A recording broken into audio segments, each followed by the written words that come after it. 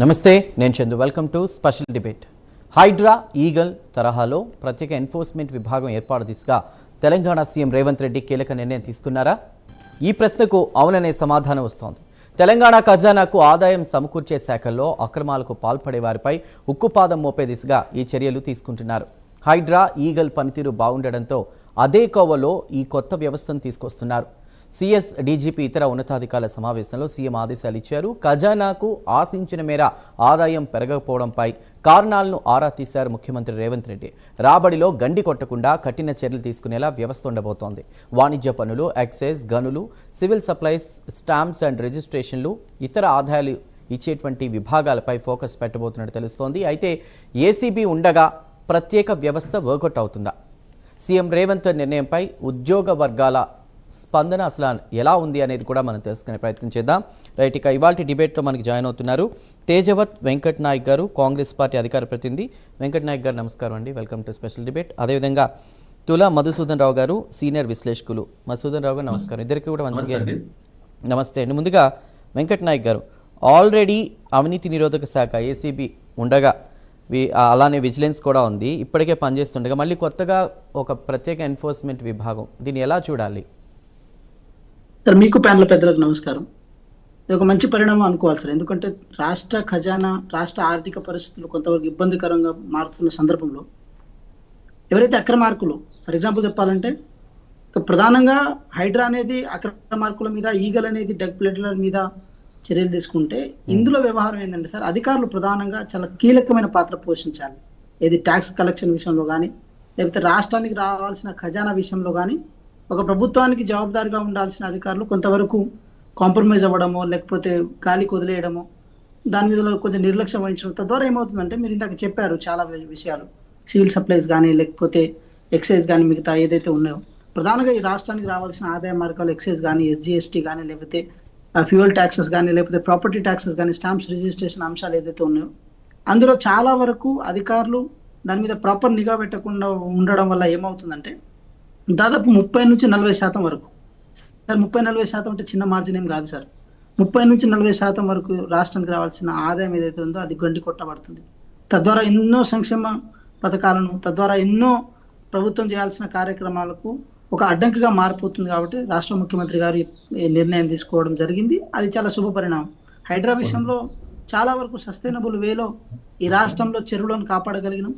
చెరువులను ఎంక్రోచ్ చేయాలన్నా, చెరువులను ఏది ఏమంటారు, చెరువుల్లో ఏదైనా కట్టుకోవాలన్నా, లేక్ వ్యూ అనే వర్డ్ ఒకప్పుడు చాలా గొప్పగా మారి ఉండే, ఈరోజు లేక్ వ్యూ అంటే జనాలు భయపడుతున్నారు సార్. అదేవిధంగా ఈగల్ అనగానే, ఈగల్ అంటే ఏదో ఒకప్పుడు డ్రగ్స్ వ్యవహారంలో చాలా కొంతవరకు ఇది లీనియస్గా ఉండేది, కానీ ఇప్పుడు వ్యవహారం అట్లా లేదు సార్. ఈగల్ అనగానే ఏది డ్రగ్ ప్లేడర్ కానీ, లేకపోతే డ్రగ్ సరఫరా చేసే వాళ్ళకి కానీ, గంజాయి సరఫరా చేసే వాళ్ళకి కానీ ఒక పెద్ద డేంజర్ బెల్గా అది మారిపోయింది. కాబట్టి రెండు వ్యవహారాలను తీసుకున్నాం. తద్వారా ఇంకా ఫుడ్ విషయంలో కూడా ఫుడ్ కమిషన్ కూడా చాలా స్ట్రాంగ్గా మార్చి ఫుడ్ కమిషన్ ఎటువంటి కాంప్రమైజ్కి లోని కాకుండా ఈ రాష్ట్రంలో కిచెన్ టు డైనింగ్ అనే ఒక స్ట్రాటజీని తీసుకొచ్చి కిచెన్లో జరిగే వ్యవహారాలను వీడియో ద్వారా పెట్టి ఈరోజు హోటల్స్ కానీ, రెస్టారెంట్లు కానీ ఒక సమూలమైన మార్పు తీసుకురాగలిగింది. ఇవన్నీ ఎందుకు చేయాల్సి వస్తుందంటే సార్, విశ్వనగరమైన హైదరాబాద్లో ఈ రాష్ట్రం, తెలంగాణ రాష్ట్రం కష్టపడి సాధించుకున్న తెలంగాణ రాష్ట్రంలో ఆదాయ మార్గాలు కానీ, ప్రభుత్వ ఆస్తులు కానీ, ప్రజలు జీవించాల్సిన విధి విధానాలు కానీ ఇవన్నీ ప్రాపర్ వేలో ఉన్నప్పుడే ఈ రాష్ట్రం సుభిక్షంగా ముందుకెళ్ళగలుగుతుంది. కాబట్టి ఆదాయ మార్గాలు అంటే కేవలం రాష్ట్ర ప్రభుత్వానికి అది అప్పనంగా తీసుకునే మార్గాలు కావు సార్, మళ్ళీ సంక్షేమ రూపంలో పేద ప్రజలకు వెళ్ళాలి. ఇప్పటి వరకు ఈ తెలంగాణ రాష్ట్రానికి వస్తున్న ఖజానా 18,000 కోట్ల రూపాయలు ప్రతి మంత్ అయితే, ఖర్చుగా వస్తున్న పైసలేమో 22,000 కోట్ల రూపాయల వరకు ఖర్చు కావస్తుంది. సో కాబట్టి ఖర్చులకి ఆదాయ మార్గాలకు ఉన్న డిఫరెన్సెస్ ఉంది. బట్ అంచనాలు మాత్రం ఈ ఆదాయం ఇంతవరకు రాగలుగుతున్న అంచనా ఉంది, కానీ అంచనాకు తగ్గట్టు ఆదాయం రాకపోవడం చాలా బాధాకరమైన వ్యవహారం. మీరు సివిల్ సప్లై అనే వర్డ్ యూజ్ చేస్తారు కాబట్టి నేను చెప్తున్నాను సార్. ఫర్ ఎగ్జాంపుల్ బంకులు ఉన్నాయి సార్, బంకుల ద్వారా ఎన్నో బంకులు ఈరోజు రాష్ట్ర ప్రభుత్వం నిర్వహిస్తుంది, చాలా బంకులను సివిల్ సప్లై ద్వారా నిర్వహిస్తుంది. ఆ నిర్వహణలో ఎప్పుడైనా చిన్న లోపం జరిగినా కూడా ఆర్థికమైన అంశాల పరంగా ఏదైతే రాష్ట్రాలు రావాల్సిన ఖజానా రాకుండా ఆ మెయింటెనెన్స్ కి రాష్ట్ర ప్రభుత్వం నుంచి ఇంకా ఎక్కువ అంటే తప్పకుండా అది రాష్ట్ర ఖర్చులు ఖజానాకి ఇబ్బందికర పరిస్థితులుగా అంటే మారుతుంది. ఖర్చులు మీరు కాబట్టి రాష్ట్ర ప్రభుత్వం చెప్తున్నారు. ఒక మంచి నిర్ణయం తీసుకుంది. ఒక ప్రశ్న, 18,000 కోట్ల ఖర్చు ఉంటే 22,000 కోట్ల కూడా అంటే ఆదాయం లేదు, దానికంటే ఎక్కువ అవుతుంది అని చెప్పేసి అన్నారు. ఇఫ్ ఐఎమ్ కరెక్ట్, 18,000 కోట్ల ఆదాయం వస్తుందా లేదా 22,000 కోట్ల ఖర్చు అవుతుంది? ఇంకొకసారి రిపీట్ చేయరా? సరే, ఇప్పుడు 18,000 కోట్ల రూపాయలు ఈ రాష్ట్రానికి ఏది ఇచ్చేది ఏమంటారు అంటే లైక్ ఇప్పుడు ఉద్యోగస్తులకు కానీ పింఛన్లు కానీ ఇచ్చేది దాని తగ్గట్టే ఆదాయం వస్తుంది రాష్ట్రానికి. ఏది ఎక్సైజ్ డ్యూటీ ద్వారానో స్టాంపుల ద్వారా అట్లా వస్తుంది. కానీ కావాల్సిన వెల్ఫేర్ మొత్తం యాడ్ చేసుకుంటే 22,000 కోట్లు పై చిలుకున్నాయి. అంటే దాదాపు ఒక 4,000 కోట్ల రూపాయలు ఎవ్రీ మంత్ భారంగా మారుతుంది. ఓకే. సో ఆ భారాన్ని అప్పుల రూపంలో తీసుకురావాల్సిన అవసరం ఏముంది? అప్పులొద్దు. ఎట్లా తీసుకుందాం అంటే నిజంగా మనకు ఒక 25 నుంచి 26,000 కోట్ల రూపాయల వరకు ఆదాయం రావాలి. దాన్ని అట్లా మార్చుకుందాం. అట్లా మార్చుకుంటే ఏమైతుంది ఆటోమేటిక్ గా? రైట్. అంటే ఆదాయానికి మించి ఖర్చు అనేది జరుగుతున్నప్పుడు ప్రభుత్వం ఎందుకు, అంటే మీరు గవర్నమెంట్ ఫామ్ చేసి కూడా 2.5 years పైన అవుతుంది, ఎందుకు ఫోకస్ చేయలేకపోయింది? ఇప్పుడు ఎందుకు ఫోకస్ చేస్తున్నారు? సార్ ఒకటి, సార్ బొక్కలను లెక్కలను తీసుకోవడానికి చాలా టైం పట్టింది సార్. ఇప్పుడు వాళ్ళు ఏమన్నారు, గతంలో బకాయిలు పడ్డ పైసలు, అప్పులు తీసుకొచ్చిన పైసలు అవన్నీ ఏం చూపించకుండా కేవలం ఈ రాష్ట్రానికి మేము అభివృద్ధి రూపంలో చేసిన అంశాలు మాత్రమే చూపించుకొని వచ్చారు. మేము వచ్చిన తర్వాత తెలిసింది అప్పులు అంటే కేవలం బయట నుంచి తీసుకొచ్చిన అప్పులు మాత్రమే కాదు, కార్పొరేషన్ల పేరిట బకాయిలు పడ్డ పైసలు. ఇప్పుడు నేను అనుకోండి సార్, మీకు నేను పైసలు ఇస్తా అని చెప్పి ఏది శాంక్షన్ లెటర్ ఇచ్చేస్తా, కానీ అకౌంట్లో పైసలు ఉండవు. అలా దాదాపు కొన్ని అంటే దాదాపు 1 లక్ష నుంచి 2 లక్షల కోట్ల వరకు ఆ పైసలు అట్లే బకాయి పడ్డాయి. ఇవన్నీ లెక్కలు బొక్కలు తెలియాలంటే కొంచెం టైం పట్టింది. సార్ గౌరవ ముఖ్యమంత్రి గారు కూడా ఏ ఇనిషియేషన్ తీసుకున్నా కూడా చాలా సిస్టమేటిక్ గా పద్ధతిగా తీసుకుంటున్నారు. రేపు మీరు చూడండి, హైడ్రా మీద తిరగబడ్డ ప్రతిపక్షము, అదే మిగతా విషయాల మీద తిరగబడ్డ ప్రతిపక్షం, ఈ విషయంలో కూడా ఏది ప్రభుత్వానికి రావాల్సిన ఆదాయం విషయంలో కూడా తిరగబడాల్సిన అవసరం ఉంటుంది. అంటే దేని మీద కొట్లాడుతున్నామనే క్లారిటీ లేకుండా ప్రతిపక్షం ఉన్న సందర్భంలో గౌరవ ముఖ్యమంత్రి గారు ప్రతి విషయాన్ని ప్రజలకు జవాబుదారిగా మార్చడం కోసం చేస్తున్న ప్రయత్నంగా దాన్ని చూడాల్సిన అవసరం ఉంది సార్. రైట్. మధుసూదన్ రావు గారు, మీరేమంటారు? ఈ కొత్త నిఘాకి సంబంధించి, కొత్త విభాగానికి సంబంధించి కరెక్టేనా కాదా, మీరేమంటారు? అది కరెక్ట్ కాదండి. ఆల్రెడీ ఒక సెటప్ అయ్యి ఉన్నాయి ఆల్రెడీ డిపార్ట్మెంట్స్ అన్ని కూడా, ఏసీబీ కావచ్చు, విజిలెన్స్ కావచ్చు, ఎన్ఫోర్స్మెంట్ కావచ్చు, ఇవన్నీ కూడా ప్రభుత్వం ఆల్రెడీ సెటప్ చేసుకున్నది. ఇప్పుడు మరొక కొత్త నిఘా విభాగం పెట్టడం అని అంటే వీళ్ళెవరు పనిచేయడం లేదు అనేది క్లియర్గా అర్థమవుతుంది మనకి. వీళ్ళెవరు పనిచేయనటువంటి సందర్భంలో మళ్ళీ వీళ్ళకంటే గొప్పగా పనిచేసేటువంటి మరొక సంస్థను తీసుకొచ్చేటువంటి ప్రయత్నం చేస్తారు. ఈ ఉన్న సంస్థలను బలోపేతం చేస్తే మీరు ఇంకా కొత్త సంస్థలు అవసరం లేదు. ఇది గతంలో ఉన్నటువంటి విజిలెన్స్ కావచ్చు, విజిలెన్స్, ఏసీబీ, ఎన్ఫోర్స్మెంట్, వీటికి సంబంధించిన వాళ్ళకి ఫ్రీ హ్యాండ్ ఇవ్వాలి. వాళ్ళకి సరిపడే టెక్నికల్ సిస్టమ్ని అందజేయాలి. వాళ్ళకు అందులో ఈ ఒక పైరవీలు లేకుండా చేయాలి. ఒక మంచి నిజాయితీ గల అధికారులను అందులో రిక్రూట్ చేయాలి. ఇవేవి జరగడం లేదు. ఇప్పుడు విజిలెన్స్ సంబంధించినటువంటి కేసెస్ చూసినట్టయితే, మనం ఒక కంప్లైంట్ విజిలెన్స్ సంబంధించి ఒక రెవెన్యూ ఆఫీస్ మీద ఒక కంప్లైంట్ చేస్తే, ఆ కంప్లైంట్ ఎప్పుడు దీన్ని రిసీవ్ చేసుకొని ఎప్పుడు విచారణ చేస్తారని చెప్పి అడిగితే, వాళ్ళు మాకు ఇప్పుడు సమయం లేదంటే ఒక 6 నెలల సమయం దాకా మేము ఆ ఫైల్ ముట్టే పరిస్థితి లేదని అన్నారు. అంటే స్వయంగా నేనే ఒకసారి విజిలెన్స్ ఆఫీస్కి వెళ్ళి వారితో మాట్లాడితే వారు అన్న విషయం ఏంటంటే, మాకు సరైనటువంటి స్టాక్ లేదు, రాష్ట్రంలో ఉన్న కేసులన్నీ మా దగ్గరికి వస్తాయి, మేము జిల్లాల వారిగా ఇవ్వాలంటే విజిలెన్స్ విభాగాలు జిల్లాలలో బలోపేతం లేవు, మేము ఎట్లా చేయగలుగుతాం, కాబట్టి ఇది స్ట్రెంథన్ గా లేదు, కాబట్టి మేము ఏం చేయలేనటువంటి పరిస్థితి ఉన్నది. కాబట్టి రేపు పెట్టేటువంటి నిఘా వ్యవస్థ కూడా ఎవరిని తీసుకొచ్చి పెడతారు? మళ్ళీ ఇదే గవర్నమెంట్ ఉద్యోగులే కదా, వాళ్ళు కొత్తగా ఊడిపడరు కదా. ఇప్పుడు హైడ్రాకు సంబంధించి రంగనాథన్ ఎవరిని పెట్టినారు? పోలీసు ఉద్యోగం చేస్తున్నటువంటి వ్యక్తిని తీసుకొచ్చి హైడ్రా కమిషనర్ చేసారు. అంటే ఒక సీటుని తీసుకుపోయి అక్కడ పెట్టారు. అట్లా రేపు మీరు ఇంకొకటి నిఘా కేంద్రం ఏదైతే పెడతారో, ఇంకో సంస్థని ఏర్పాటు చేయాలా, ఈగల్ లాగా, హైడ్రా లాగా అని చెప్పి అనుకుంటున్నటువంటి పరిస్థితుల్లో మళ్ళీ ఇందులోకి వెళ్ళి ఈ విజిలెన్స్ లో నుంచే, ఏసీబీ నుంచే మళ్ళీ ఇందులోకి వెళ్ళి ఆఫీసర్స్ ఏరి మళ్ళీ కొత్తగా పెట్టేటువంటి ఉద్దేశం ఉంటుంది. కాబట్టి ఆ అధికారులు ఎవరో ఎక్కడెక్కడైతే పనిచేస్తున్నారో ఈ ఉన్న సంస్థలనే బలోపేతం చేస్తే బాగుంటది ఒకటి. ప్లస్ ఈ యొక్క సంస్థల పనితీరు పైన కూడా ఎప్పటికప్పుడు కూడా రివ్యూ మీటింగ్ నడుస్తూ ఉండాలి. ఒక ఏసీబీకి ఎన్ని కేసులు బుక్ అవుతున్నాయి, వాళ్ళు ఎన్ని కేసులు పరిష్కరించారు, అందులో ఎంతమంది జైలుకు పోయినరు, అక్కడ ఏసీబీలో ఏ డిపార్ట్మెంట్లో ఎక్కువ కేసులు అవుతున్నాయి, మరి ఎక్కువ కేసులు అవుతున్న దాని మీద విజిలెన్స్ ఎంక్వైరీ ఎందుకు చేయలేకపోతున్నాం మనం? మరి ఇవాళ ఒక రెవెన్యూ మీద 1,000 కోట్ల రూపాయల స్కాములు జరుగుతున్నటువంటి సందర్భంలో వాళ్ళు ఏసీబీకి కూడా దొరకరండి. రెవెన్యూకి సంబంధించినటువంటి అధికారులు ఏసీబీ కూడా దొరకకుండా, ట్రాప్ కాకుండా ఫైళ్లలోనే కోట్ల రూపాయలు చేతులు మారేటువంటి పరిస్థితి ఉంటుంది. తద్వారా ఏమైందంటే భవిష్యత్ తరాలకు ఈ ఆస్తులు లేకుండా పోతాయి, ఈ యొక్క డెమోక్రసీ నాశనం అయిపోతుంది, ప్లస్ అవినీతి పెద్ద ఎత్తున జరుగుతుంది. ఇవాళ కలెక్టర్ల నుంచి కింది స్థాయి వరకు ఎంఆర్ఓల వరకు కూడా పెద్ద ఎత్తున కుంభకోణాలు జరుగుతున్నాయి. ఎవ్రీడే మనం నిత్యం పేపర్లలో చూస్తున్నటువంటి పరిస్థితి. మరి దీన్ని ఎవరు కంట్రోల్ చేయాలి? దీన్ని ఎవరు చేయాలంటే దీన్ని అప్పుడప్పుడు ఈ కలెక్టర్ల మీద కూడా అజమాయిషి అనేది పెట్టాల్సినటువంటి అవసరం ఉన్నది. దీని మీద ఏసీబీ వాళ్ళకు ఫ్రీ హ్యాండ్ ఇవ్వాలి.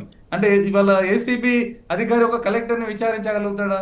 ఇవాళ ఏసీబీ ఎవరు ఉంటారు? ఒక సిఐ స్థాయి అధికారి మన ఒక జిల్లాలో పనిచేస్తారు, ఒక డిఎస్పీ స్థాయి అధికారి పనిచేస్తారు. ఒక ఐఏఎస్ అధికారి చేస్తున్నటువంటి తప్పులని ఆయన చేయగలుగుతారా? మరి దీన్ని ఎవరు కంట్రోల్ చేయాలి? ఒక జిల్లాకు సంబంధించినటువంటి దాన్ని కంట్రోల్ చేయాల్సిన, అవినీతి కంట్రోల్ చేయాల్సిన బాధ్యత ఈయనతో అవుతుందా? మరి ఇప్పుడు ఐఏఎస్లు చేస్తున్నటువంటి అవినీతి మీద ఎవరికి కంప్లైంట్ చేయాలనేది కూడా వాళ్ళ ప్రజలలో పెద్ద చర్చ స్టార్ట్ అయింది. వాళ్ళ సిసిఎల్ఏ ఉంటుంది, ఇది మన సిసిఎల్ఏ రెవెన్యూకి సంబంధించింది. దానికి ఇప్పటివరకు కమిషనర్ కూడా లేడండి. దురదృష్టం ఏంటంటే దానికి కమిషనర్ లేడు ఈ రోజు. ఇంకా సిఎస్ వాళ్ళ సిఎస్లే దాన్ని అజమాయిషీ నడిపిస్తూ ఉంటారు. అంటే వాళ్ళ రెవెన్యూలో ఉన్నటువంటి నెంబర్ ఆఫ్ కేసెస్ అందులో పెండింగ్ ఉన్నాయి.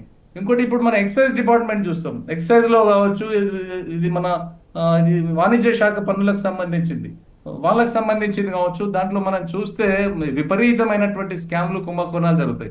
ఇక్కడ నిజాయితీ పరులు ఎవరు అని అంటే ప్రజలు ఖచ్చితంగా ఏ వస్తువును కొనుక్కోవాలన్నా ధర నిర్ణయించిన ప్రకారంగా కావచ్చు, ఇంకా దానికంటే ఎక్కువ నిర్ణయించిన ప్రకారం కూడా ప్రజలు కొంటున్నటువంటి పరిస్థితి. ఏదైనా ఏ సేవను ఉపయోగించుకోవాలన్నా కూడా ప్రజలు చాలా క్లారిటీగా, క్లియర్గా ప్రభుత్వం ఎంత చెప్తే అంత దానికి ట్యాక్స్ కడతా ఉన్నారు, అన్ని రకాలుగా పైసలు కట్టి తీసుకుంటున్నారు. అవి ప్రభుత్వానికి ముడుతున్నాయా లేవా అనే విషయంలోనే ఇక్కడ మనకు చర్చ. అవి ప్రభుత్వానికి రావాలి అని చెప్పి వాళ్ళ రేవంత్ రెడ్డి గారు దాని మీద సీరియస్ గా ప్రభుత్వ ఆదాయం పెరగాలనే దాని అంశం మీదనే ఇవాళ సీరియస్ చర్చ నడుస్తున్న సందర్భంలో మరి మన ప్రభుత్వంలో ఉన్నటువంటి ఉద్యోగాలు, ఈ సేల్ ట్యాక్స్ ద్వారా వచ్చేటువంటి కానీ వాణిజ్య పన్నుల ద్వారా వచ్చేటువంటి ఈ మన రిజిస్ట్రేషన్ స్టాంప్ డ్యూటీల ద్వారా వచ్చేటువంటి ఇన్కమ్ ఏదైతే ఉందో సరి అయినటువంటి రీతిలో సక్రమంగా వస్తున్నదా? ఎగ్జాంపుల్ ఒకటి చెప్తా అండి. ఒకటి ఇవాళ stamps and duty registration department ఉంటుంది. ఒక ప్లాట్ రిజిస్ట్రేషన్ లేఅవుట్ లేని కాడ రిజిస్ట్రేషన్ చేయరాదు.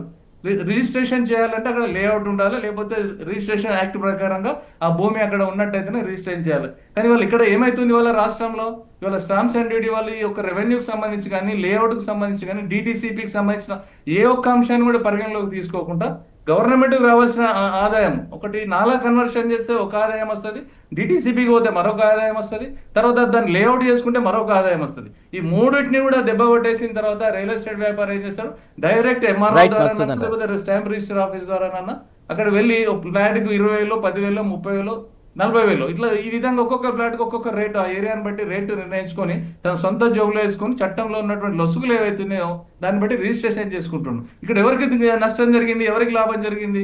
కస్టమర్ కొనుక్కునేటువంటి వద్దడేమో ఇల్లు కట్టుకోవాలనే తొందరలో తన ఫెసిలిటీ కోసం ఒక లంచం ఇచ్చేస్తాడు.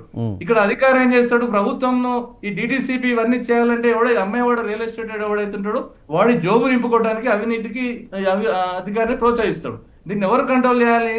మరి ఇక్కడ జరుగుతున్నటువంటి ప్లాట్ల రిజిస్ట్రేషన్లు ఎన్ని అయినాయి, ఈ నెల మొత్తంలో ఒక ఏరియాలో ఎన్ని రిజిస్ట్రేషన్లు అయినాయి, ఈ రిజిస్ట్రేషన్లు సక్రమంగా అయినాయా, అక్రమంగా అయినాయా? దీని మీద ఇప్పటి వరకు లేదు, యాక్షనే లేదు. వల్ల ఎన్నో ఏసీబీ కేసులలో చాలా మంది సబ్ రిజిస్ట్రార్లు పోతున్నారు, సిఐలు పోతున్నారు, డిఎస్పీలు పోతున్నారు, అడిషనల్ కలెక్టర్లు పోతున్నారు. మొన్న వెంకటరెడ్డి అనుకుంటా వచ్చా డీసీపీ 300 కోట్ల రూపాయల మధుసూదన్ గారు మాట్లాడదాం. అన్నిటి మీద చెక్కు పెట్టాలంటే ఉన్న సంస్థలని బలోపేతం చేయాలి. ఈ ఉన్న సంస్థలు ఎందుకు నడుస్తలేవు అనే దాని మీదనే ప్రధానమైనటువంటి చర్చ జరగాలి. మీరు రేపు పొద్దున మరొక సంస్థ తీసుకొచ్చినా, ఈగల్ తీసుకొచ్చినా, హైడ్రా తీసుకొచ్చినా, హైడ్రా ఈగల్ పరిధి ఎంత అండి? కేవలం కార్పొరేషన్ హైదరాబాద్ జిహెచ్ఎంసీ ఆ పరిధిలో తప్ప వీళ్ళ హైడ్రా అనేది జిల్లాలకు వస్తుందండి. వీళ్ళ హైదరాబాద్ లో హైడ్రా కేవలం అక్కడున్న భూములని చెరువులే కాదు కదా, ఈ రాష్ట్రంలో చాలా ప్రశ్నలు అడిగారు. వెంకట్ నాయక్ గారు ఆన్సర్ తీసుకుందాం. వెంకట్ నాయక్ గారు, ఉన్న వాళ్ళకే ఫ్రీ హ్యాండ్ ఇస్తే సరిపోతుంది కదా, ఇదంతా ఎందుకు అనేది, అదేవిధంగా ఖజానాకు ఆశించిన మేర ఆదాయం రాకపోవడానికి గల కారణాలు ఆ జరుగుతున్న అక్రమాలే కాదు, ప్రభుత్వ విధానాల్లో లోపాలు కూడా కనిపిస్తున్నాయి స్పష్టంగా అనేది. ఒకవేళ మీరు కొత్త విభాగాన్ని ఏర్పాటు చేస్తే హైడ్రా తరహాలో స్పెషల్ పవర్స్ అనేవి ఇస్తారా? ఏం చెప్తారు? అలానే చాలా రకాల ప్రశ్నలు అడిగారు. ఉన్న వాటిని బెటర్గా చేసుకుంటే చాలు కదా అంటున్నారు వారు. సార్ విషయం ఏంటంటే సార్, ఇప్పుడు పోలీస్ వ్యవస్థ ఉంటుంది, ల్యాండ్ ఆర్డర్ చూస్తుంది. అదేవిధంగా ఇంటెలిజెన్స్ వ్యవస్థ ఉంటుంది. ఇంటెలిజెన్స్ వ్యవస్థ పని ఏముంటుందంటే, పోలీస్ వ్యవస్థలో పోలీస్ స్టేషన్కి దగ్గరికి కేసులు వస్తే పోలీస్ వాళ్ళు డీల్ చేస్తారు దాన్ని, లేకపోతే ప్రికాషనరీ మెథడ్లో ఎక్కడైనా కేసు డీల్ చేయగలుగుతారు. బట్ ఇంటెలిజెన్స్ వాళ్ళు వాళ్ళకి ఇన్ఫర్మేషన్ ఇస్తారు.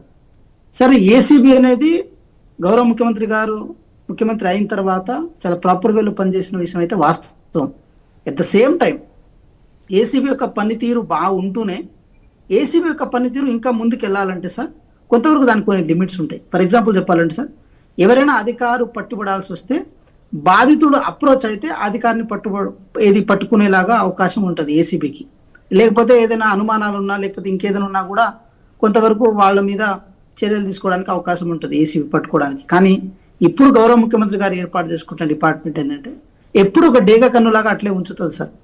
ఎవరెవరు ఏమేమి చేస్తున్నారు, ఎవరెవరు ఎంతవరకు ఇది చేస్తున్నారు అని చెప్పి ఒక డేగ కన్నులాగా ఒక నిఘా వ్యవస్థ లాగా మారుతుంది. అంటే దీన్ని ఈ వ్యవస్థని ఒక నిఘా వ్యవస్థ.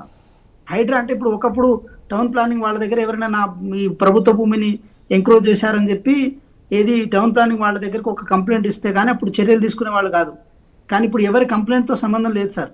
హైడ్రా ఎక్కడెక్కడ ప్రభుత్వ భూమి ఉంది, ఎవరు దాన్ని కబ్జా చేశారు ఏందని చెప్పి ఒక నిఘా వ్యవస్థ లాగా దాన్ని మార్చుకుని ముందుకెళ్ళగలుగుతుంది. దాని తగ్గట్టు ఎక్విప్మెంట్స్ రెడీ చేసుకుంది, దాని తగ్గట్టు సిబ్బంది రెడీ చేసుకుంది, దాని తగ్గట్టు అంత సిస్టమ్ అంతా ఎస్టాబ్లిష్ చేసుకుని పోతుంది. ఎప్పుడైతే ఇలాంటి సిస్టమ్ ఉంటుందో సార్ ఆటోమేటిక్గా అధికారులు కానీ లేకపోతే ఎవరైతే కొంతవరకు దానికి సంబంధించిన వ్యక్తుల్లో కానీ కొంతవరకు భయం ఏర్పడే అవకాశం ఉంటుంది సార్. సార్ ఈ హైదరాబాద్ పెద్ద మార్కెట్, ఎంత పెద్ద మార్కెట్ అంటే ఆ నిఘా సంస్థలు కూడా అవినీతిలో కూరుకపోతే సార్ ఇప్పుడు నేనేమంటున్నా జిల్లాల వారికి ఆ సంస్థలు కూడా మనుషులే కదా, వాళ్ళు మనుషులే. ఇప్పుడు ఆల్రెడీ అవినీతి చేసిన వాళ్ళు కూడా సార్ మనుషులే కదా. లోపం ఎక్కడ? నేనేమంటున్నా పైసలు అవసరం ఉన్నాయా? వీళ్ళకి కూడా అవసరం ఒకటి నేనేమంటున్నా అంటే ఈ దేశంలో ఏం చెప్పాలనుకుంటున్నారంటే ఆదాయ మార్గాలు వచ్చేటువంటి ఇలాంటి వాటిల్లో రాజకీయ నాయకుల ప్రమేయం కూడా ఉంటది. ఒకవేళ ఇలాంటి ఏర్పాటు చేస్తే అప్పుడు ఎట్లా అనేది ప్రశ్న సార్. ఇప్పుడు హైడ్రా మీద కూడా ఎన్నో ఎలిగేషన్ చేశారు, హైడ్రా మీద కూడా ఎన్నో ఇది చేస్తున్నారు సార్. మనం మానవులము, మన వ్యక్తులము ఎక్కడొక్కడ తప్పిదం జరగొచ్చు కాక, కానీ ఒక వ్యవస్థ ఏర్పాటైన విధానం ఉంటుంది చూడండి సార్, ఆ విధానాన్ని మనం తప్పుపట్టలేం. ఇప్పుడు న్యాయ వ్యవస్థలో కూడా కరప్టెడ్ జడ్జిలు ఉంటారు, అదేవిధంగా ఇప్పుడు న్యాయం చెప్పే న్యాయ వ్యవస్థలోనే జడ్జిలు ఉంటారు. సో ఇవన్నీ జరిగే ప్రక్రియ. కానీ ఎక్కడొక్కడ ఒక 50% 60% ప్రొబబిలిటీ రేట్తో, ఆ సంభావ్యత రేటుతో ఏదైనా మనం పనిచేయడానికి సిద్ధపడుతుంది. లోపం ఉందనుకుంటే మనం ముందే వెళ్ళం, మనం ముందుకెళ్ళము, మనం ఏం చేయలేము. కాకపోతే ఏంటంటే ఏసీబీ తన చర్యలు సంపూర్ణంగా ప్రవర్తిస్తూనే కొంతవరకు ఒక నిఘా వ్యవస్థను కనుక ఏర్పాటు చేస్తే, నేను చెప్తున్నాను కదా సార్, కేవలం ఒక 10 to 15% ఆఫ్ ఇన్కమ్ ఈ వ్యవస్థ ద్వారా గ్రోత్ అయినా కూడా ఈ రాష్ట్ర ఖజానాకు చాలా వరకు ఉపయోగపడుతుంది. వెంకటనాయక్ గారు, గతంలో కూడా ఇలాంటి నిఘా వ్యవస్థలు వచ్చాయి, కానీ ఆశించిన మేర సక్సెస్ కాలేదు. ప్రస్తుతం రేవంత్ ప్రభుత్వం చెప్తున్న ఈ ప్రత్యేక నిఘా వ్యవస్థ అనేది ఎంతవరకు క్షేత్రస్థాయిలో సక్సెస్ అవుతుందన్న దానికి మీ సమాధానం ఏంటి సార్? ఒకటి ఏంటంటే సార్, ఇప్పుడు ఈగల్ కానీ హైడ్రా కానీ సార్, ఫుడ్ కమిషన్ కానీ the mostly strict organisation sir. వాటిని అసలు మ్యానిపులేట్ చేయలేం. వాటి మీద ఎలిగేట్ చేయగలుగుతాం కానీ వాటిని మ్యానిపులేట్ చేయలేం. ఎందుకు నేను మాట అంటే మీరు ఫర్ ఎగ్జాంపుల్ చిన్న విషయం చూడండి సార్, కాలనీలా రోడ్డు ఉంటుంది కదా సార్, ఒక 33 feet రోడ్డు ఉంటుంది. మెట్లు కాలనీ మధ్యలో 33 feet రోడ్ల మధ్యలో 15 feet దగ్గరకు వచ్చి కట్టుకుంటారు. సో రోడ్ అనేది కూడా ప్రభుత్వం ప్రాపర్టీ, దాన్ని కాపాడమని చెప్పి కాలనీలో ఎవరో ఒక థర్డ్ పర్సన్ అడిగితే సరిపోదు. ప్రభుత్వం ఈ విషయంలో చర్యలు కనుక తీసుకుంటే ఇంకోళ్ళు అది కట్టడానికి సిద్ధంగా ఉండరు. సో ఇది హైడ్రా చేయగలిగింది. టౌన్ ప్లానింగ్ వాళ్ళు చేయాల్సిన పనిని హైడ్రా చేయగలిగింది. సో తద్వారా ఏమైంది, టౌన్ ప్లానింగ్ వాళ్ళు కేవలం సూపర్విజన్ చేస్తే హైడ్రా దాని మీద లీగల్ యాక్షన్ తీసుకోవడానికి ఒక అవకాశం దొరికింది. సో డిమాలిషేషన్ అనేది ఈ గవర్నమెంట్ పాలసీ కాదు సార్, కానీ అది ఇల్లీగల్ కన్స్ట్రక్షన్ ఉన్నప్పుడు ఎండ్ ఆఫ్ ద డే దాన్ని అట్లా చేస్తే కానీ మార్పు రాదనుకున్నప్పుడు మాత్రం చేయాల్సిన అవసరం ఉంది సార్. ఒకటైతే నేను చెప్తున్నాను, చందు గారు కానీ మధుసూదన్ రావు గారు కానీ చెరువు పక్కన ఫ్లాట్ కొనాలంటే మాత్రం ఆలోచిస్తారు సార్. ఇప్పుడైతే, గతంలో ఆలోచన ఎట్లుంటే నాకు తెలియదు కానీ ఇప్పుడైతే తప్పకుండా మనం ఆలోచిస్తాం. ఆ డిపాజిటర్కి ఇచ్చినా కూడా మనం ఆలోచించాల్సిన అవసరాన్ని, ఆ ఆవశ్యకతని ప్రభుత్వం ఏర్పాటు చేసింది. సరే నేనేమంటున్నా, అన్ని ప్రభుత్వాలు కూడా కరెక్ట్ గా పర్ఫెక్ట్ గా చేస్తానని చెప్పి నేనేం క్లెయిమ్ చేస్తలేను, లోపాలు ఉండొచ్చు. ప్రభుత్వంలో కూడా కొందరిని కావాలని చూసి చూన్నట్టు వదిలేస్తున్నారు. ఈ హైడ్రా విషయంలో కూడా కొంతమందికి న్యాయం జరుగుతుంది అనేటువంటి ఆరోపణలు కూడా ఆలోచించాలి. ఎనీవే, థ్యాంక్ యూ అండి ఇద్దరికి జాయిన్ అయినందుకు. తేజవత్ వెంకటనాయక్ గారు, కాంగ్రెస్ పార్టీ అధికార ప్రతినిధి, తులా మధుసూదన్ రావు గారు. రైట్ ముగిద్దాం, సమయం అయిపోయింది. ధన్యవాదాలు ఇద్దరికి కూడా. సో ఏది ఏమైనా కూడా ప్రభుత్వం తీసుకొస్తున్నటువంటి కొత్త నిఘా వ్యవస్థ ఏ విధంగా మార్పులు తీసుకురాబోతోంది, ప్రభుత్వ ఖజానా నింపబోతుందా లేదా ఏం జరగబోతుంది అనేది వెయిట్ చేసి చూద్దాం. ఇది వాటి special debate. Keep watching prime news.